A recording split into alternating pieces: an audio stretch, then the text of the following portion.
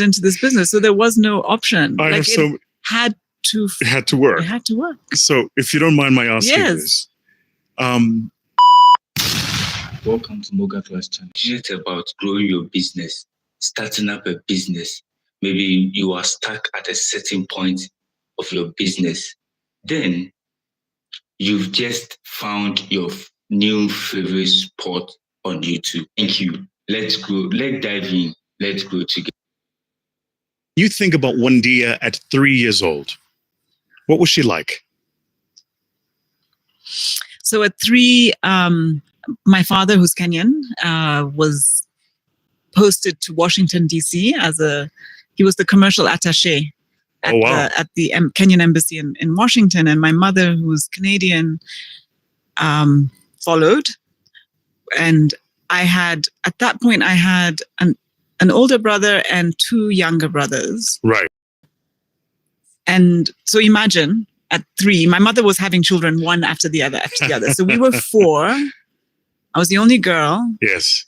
And I think I was very invisible. Like my mom completely overwhelmed with raising these kids, taking care of the house. We didn't have any house help, cooking, cleaning. I have pictures of myself with my hair completely unkempt and my baby teeth had gaps in them. It's not even funny. Don't laugh. They have gaps because our teeth were never brushed. Like I think we were neglected, and not out of malice. Yes. I just think she just couldn't cope. It was so yeah. I mean, I've tried figuring out why I have some of the dysfunctions I have, and it takes me back to being 3, Incredible. 3, 4, and feeling like no one really saw me. That's incredible. But I don't want to make it sound like she was a bad mother. She was really doing her best, but it was hard. It was hard. What was it like growing up as an immigrant child, basically, and spending some time in the US while Dad was there? I don't remember. I mean, we left when I was 6. Right. So I don't remember feeling different. Right. I mean, being mixed race, I think when I came back to when we moved back to Kenya, because I was 6.5, and in Kenya, white people are called Mzungu. Yes. And so even though I'm not white, when I started going to school here, yes. all the other kids were like, Mzungu, you're this. And I was like, what? Why are they calling me white? I'm not white. So I think that was more of a bit of a shock, like being seen as different from other kids, even though I didn't really see myself as different. When you were younger, framing your identity, what did you see yourself as? I think when you're very young, you're just you. You know what I mean? Like your mother's your mother, your father's your father. But yeah, I think, like I said, in Kenya, the majority of Kenyans are full African, and I was because I had a white mother, mm-hmm. that somehow made you a little bit different. Mm-hmm. It didn't mean our lifestyle was different. Mm-hmm. Like we didn't have money, mm-hmm. or my dad was a civil servant, my mom was a teacher at a government school, mm-hmm. so there wasn't much money, but it still meant that you sort of were a little different. So, as you got older, yes, how did you choose the path you would later follow? This path of entrepreneurship. His mom and dad were, civil servants. You would have had a different. They would have had a different perspective to life than the life you're living now. So my dad was a wannabe entrepreneur. Oh dear. Yeah. Tell me more about this. So he started tons of businesses. Like we had so many businesses that were registered. And when he passed away, it was like all these businesses. You got to close them down now. But they hadn't ever done anything. Oh my God. So he was a dreamer, and he saw opportunities, but he wasn't able to execute on them. Wow. But he would talk about ideas, and he would start, and he had ideas. His ideas were always, he had an idea to do educational toys at one point, or, he wanted to He wanted to build real estate. There were things he wanted to do, and he would talk about. But no, he never actually implemented. And I think I wasn't conscious of it at the time. Like when I was making choices, I wasn't saying, "Oh, I want to be like dad," or "I want to be like." But when I look back at the things I did do, they were very similar to what my dad had done. So I did it. My first degree was economics. Wow. He was a civil servant for the Kenyan government. I became a civil servant working for multilateral organizations and for the British government. Right. And he was very interested in development. Right. And so I only became an entrepreneur in my mid-40s. Right. For my first 20 plus years, I was I worked in international development. And I would remember conversations with my dad when he was working for the Kenyan government, and he would travel. He'd go to India, he'd come back, and he'd say, "Oh, there's so much Africa can learn from these other places." And he went to Chile once, I think in the 1970s, and he was like, "These guys were as poor as we were, and look how far they've come." And this is before I think Chile went through its own whatever. But yeah, he would go to all these places, and those were he wasn't home often, but when he was home, those were the kind of conversations we'd have. Or when we'd go on holiday, he would put us into the car and drive us to factories. Oh, wow. To go and see. And in those days, there was very vibrant textile factories. Yes. In Kenya. And a lot of them shut down. Shut down since, but, factories that would make suits for men, and the fabric even was being produced in the factories. So he was always interested in business, in productivity, in outcomes. But he was a heavy drinker. I think that got in the way. When you say he would drive you down, yes, would drive to factories, I imagine this is long before cars had seatbelt rules. Yeah, and we were many. We were like, I knew that was coming. Do you know what I'm saying? Like, we never had a station wagon, so it was a saloon car, and then you'd be like, what car was it? 5. It was a Volvo. Oh dear! It was one of those tin can ones, isn't it? That square shape. But they were known to be safe. Yes. Well, we always believed, and my dad wrote off 3 Volvos and never got a scratch. Wow. So we believe that Volvos were, the safer car. You said a few things about Dad. Yeah. If you'll allow me to double click. The first thing you said is he was a dreamer. Yes. Did you ever see him dream out loud? Was that something he ever did with you as kids? Not in a sort of like, let's sit down and dream together, but he would say, "Oh, we're going to do this, or we're going to do that," and then it wouldn't happen. Yeah. Which is that? Do you think often about that in how you live your life? That you're not the person who just says and then doesn't follow through? I don't like. I like to deliver on my promises, especially to my kids. I think it's better to under-promise and over-deliver. I think I like to live with that sort of philosophy, because otherwise you're constantly disappointing. It's so good. Yeah. A hard discipline to learn, though. Yeah. But sometimes, and that's what I'm saying, it's better not to say you're going to do it unless you're pretty certain that you are. That you will do it. And like I said, the younger the child, the more I think it bothers them if you're not doing what you say you're going to do. And that sort of teaches you, I think it teaches you not to expect, which that's a good thing. I think you should have expectations. Did you ever find how you lived life that you might have encountered with people, either personal or in business? And immediately, if they exhibited the behaviors of a dreamer who doesn't follow through, that is something that would, Yes. Guilty. Yeah.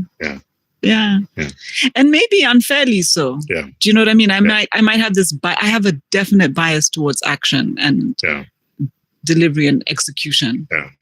I think I'm more drawn to people who say less and do more. Then, a lot. I think there's some people who are very gifted at talking. And actually, I think I think in business, it helps when you pair those people up.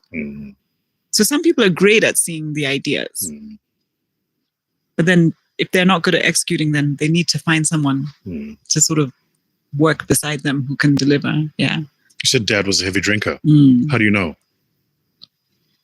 Because he came home drunk most nights. Yeah. Actually, some nights he'd be so drunk that he wouldn't even get out of the car.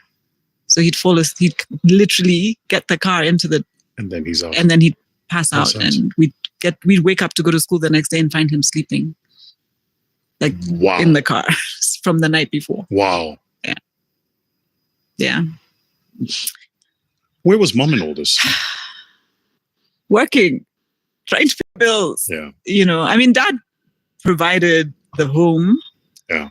I think the ideal was he was supposed to have done the home and school fees. Yeah. And then she would do like food and clothing and stuff like that. But then slowly, these are a lot of questions. Well, anyway, I don't mind. I think it's in, you know, so there'd be times that we would be called back at school. Oh, no. So assembly time. Oh, no. Then people stay behind. Oh, no. Because school fees hadn't been paid. And then we'd get home, we'd be sent home, and my mom would say, I'll have to pay it. And she'd have to find the money. So then... My God. Then my dad would, I think, subconsciously be like, oh, I guess you can afford to pay school fees now. So that's no longer my responsibility. But what it meant is that my mom ended up having to take on extra work. So she was a teacher in a classroom, in a school during the day, and then she would do extra tuition in the evenings. And so some nights she wouldn't be getting home until 9, 10 o'clock at night from the extra classes. My God. My God. What did I learn from that? I think I appreciated it, but I was almost angry at her for not pushing back harder. Do you know what I mean? Like, I think if my dad hadn't been there, it would have been one thing. But he was there. But he was there. And I think she, you know, in some ways, and I don't think it would have been easy, but I know women who would, in her shoes, would have just said, let the kids stay home until he picks up his socks and does what he's supposed to do. You know? Yeah. And that reinforces the message to him, this is your responsibility. Yeah. But my mom took it on. Yeah. We'd come home, electricity would have been cut off. Yeah, sure. My mom would then pay. And then now he's off the hook. So she kept letting him off the hook. Something tells me you're not a let him off the hook kind of gal. I feel like you're the kind of girl who's like, oh, I'm going to keep the hook there. Whatever the hook is. If you and I are committed, and it may both in personal, but also in business, I feel like you're the kind of person who's like, if there is a commitment that's been made on either end, I'm going to hold you to it. I think it's important. I mean, I'm not saying that I would leave my children on the side of the road, sure, you know, and I haven't had to. Luckily, I've never been in that situation where I've had to let my children suffer because of trying to hold on to this principle. So and that's why I'm saying maybe it's a bit unfair for me I don't want to judge my mother's choices too harshly.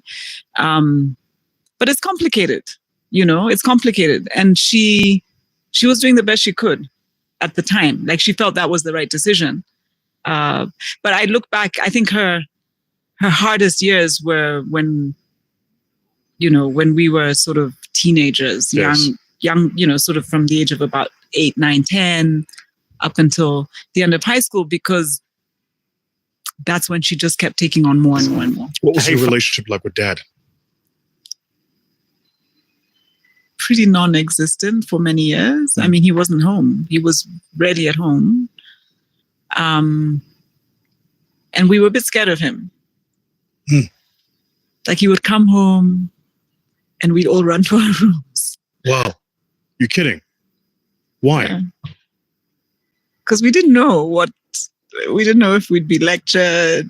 Like, sometimes he'd come home and just lecture us. Like, even though we haven't seen him for a week, but he'd come home and he'd be like, come here, sit down, da, da, da, da. And I think it was his way of trying to sort of assert his authority. But we were just confused by it because you haven't been around. So Yeah, it wasn't easy. I didn't hate him. I just didn't know him that well. And so much later in life, when I finished university, my mom had left him at that point and moved back to Canada. And then I decided to move home. And that's when I got to know him a bit better. Tell me about that time. Yeah. So he had just retired. Mm-hmm. And so he had a lot of free time. Mm-hmm. And it was only one of my brothers was here, was living in Kenya. So it was just him, and he was living with my dad. Mm-hmm. I didn't live with them, but we made a deal that we'd have dinner together every Sunday. So I would go around to his house every Sunday and we'd have dinner, and we would have conversations like this. Like he would say, "Hey, so how was work this week? What's going on? What do you think of this thing happening?" It was at a time that Kenya was going through a big political change. We were going from a single party state to a multi-party state. And he was always very fascinated by politics. Like most Kenyans, we're very political, you know? So then he would ask me, what do I think? He asked me if I had a boyfriend. I was like, what? Since when? You know, like we never, our whole lives. It's such a thing when parents ask if you have a boyfriend, right? You know, but just the fact that he was even open to hearing it. You know, I was 23, maybe 24 at the time. Dear. And did you have a boyfriend? No. Okay. No, not yet. No, I not at that point. Yeah, I'd had one in Canada and then I'd moved back, so I didn't have one. Yeah. But I was just happy that we could have that conversation. When you got to know him at a human level, were you able to empathize a little bit with how you'd experienced him when you were younger? Yes and no. Mm-hmm. I mean, I think we're all a function of what was put into us. I mean, he grew up, I think the difference between, my dad was born in 1932. Sure. Right? His generation was the first generation to get a formal, sort of Western education. Mm. So if I think about the difference between my grandparents, his parents, who never spoke English, went to school, never drove a car, didn't have any exposure, never left the village. And then they have a son who started off with literally no shoes, walking barefoot to school, to getting a scholarship and going to Canada for university. I mean, the change, that between their lives, his life, and then raising children in a city with a foreign wife. I mean, it's just three generations so completely different. I get it. My grandmother would come to Nairobi and stay with us sometimes. And as a teenager, I was a big partier, and she'd see me get dressed up to go out. First of all, how are you leaving the house at 10 o'clock at night? And then you're wearing a short skirt and makeup. I mean, she would just look at me like, what are you? Like, what is this? It was, so I think it was a lot for my parents' generation. And then he had an alcohol problem. So you throw that in. Mm-hmm. And then he's married to a woman who's from a completely different culture. Yeah. And so I think there was a lot they were dealing with. Yeah. So I still think he could have tried a bit harder. How did you end up working for an aid organization or development organizations? I imagine it had something to do with the kind of professions my parents had. Do you know what I mean? Like my dad being a civil servant and talking a lot to us about Kenya's journey, evolution and his travels. And so I did an MBA. In Cape Town, actually, at UCT. Oh, UCT, yes, I did the 1 year great school intense program. You did the 1 year one? I did the 1 year one. Yeah. That's the red eye, right? Yeah, I loved it though. Really? Yeah, I fell in love with Cape Town completely. Oh, dear. So when I graduated, in the class was either going into investment banking or management consulting. Yes. And so I sort of thought that's what I should do too. Right. Because why else do you do an MBA? Right. And I tried it. Did you? So I came back to Kenya and I got a job. I had sort of been working anyway before the MBA at Citibank, but not in core banking. I was doing public affairs training. So I got a job at Citibank in real banking. Wow. And I hated it. I hated it. And I was like, which part of the bank were you in?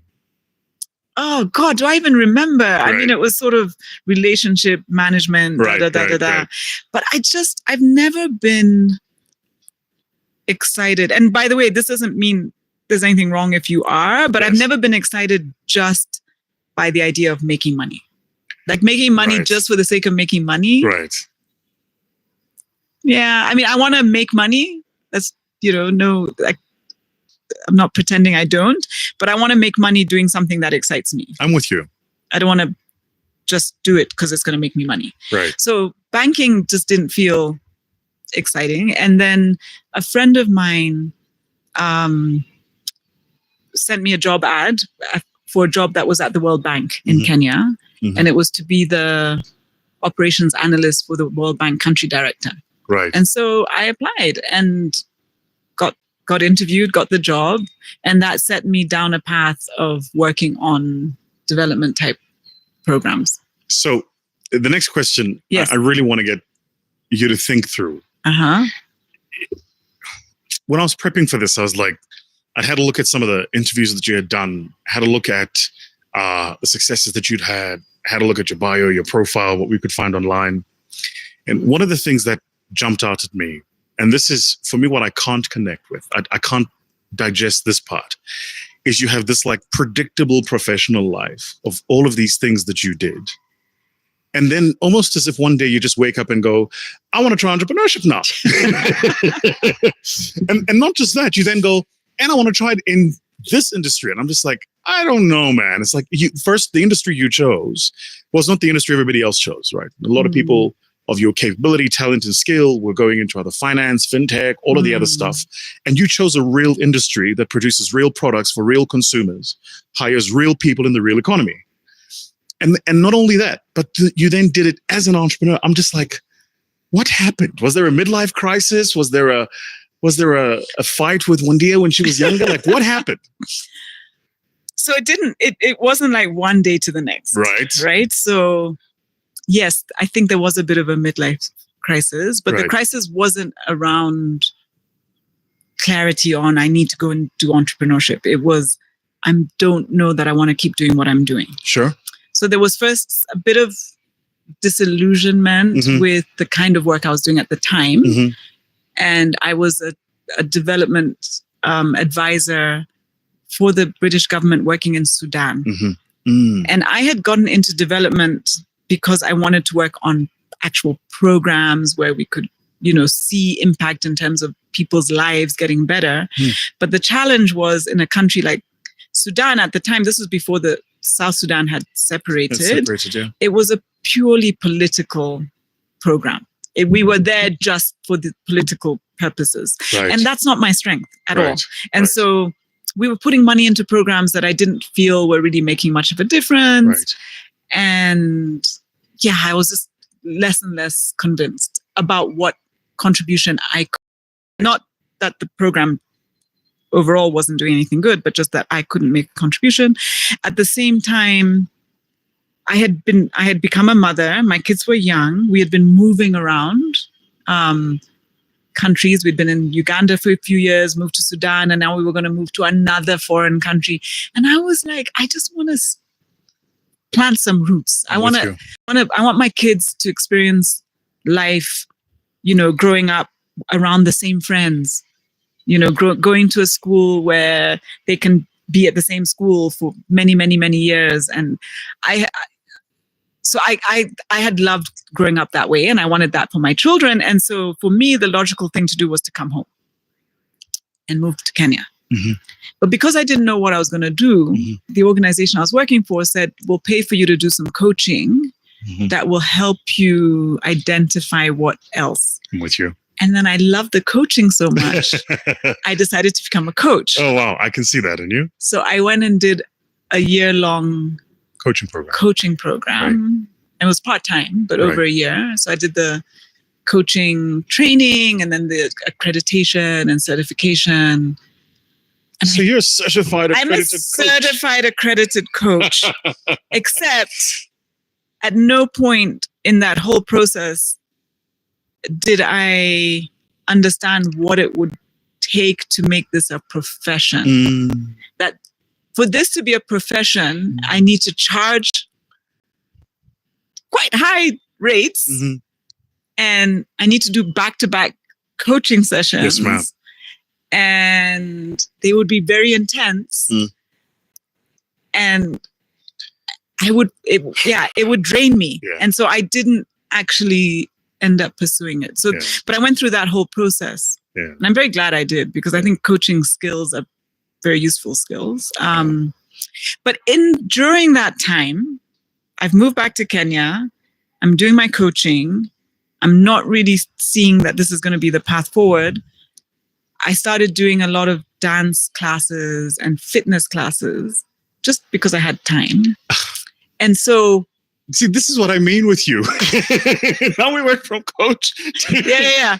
And so in that process, and I was doing it with a very close friend, we realized that we couldn't find the things that we needed. Like we couldn't find the attire, dance sneakers and Pilates mats, yes, and stuff like that. My kids were doing ballet, and we couldn't get ballet tutus and shoes for them. And so we were like, hang on, there's a whole gap here in dance and fitness. Yeah. So that was the initial plan. To be clear, this is the world pre-Lululemon. Yes. Well, no, I think Lululemon was there, but already, it wasn't in Kenya. Definitely weren't here. Sure. Actually, they're still not. They're still not. I was about to say, I think they're in South Africa. They are in South Africa. Yeah, they're not here though. So yes, it was definitely, there wasn't much available. And so either you had to travel, or if somebody was traveling, you'd say, come back with my salsa shoes. Like I need proper ballroom dancing shoes. Gotcha. And so that was the plan. The plan was, okay, we'll start a business, because my friend and I started it together, and we'll focus on dance and fitness. Tell me about the first 90 days of your business.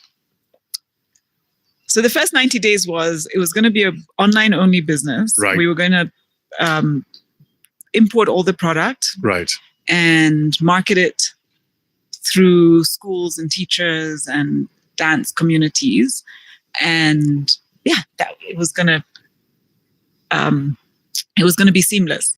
And what happened was every single person wanted to come and see and touch and feel and try. And so within 90 days, my living room became the fitting room and the inventory room and the stock, everything. And my children were like, what happened?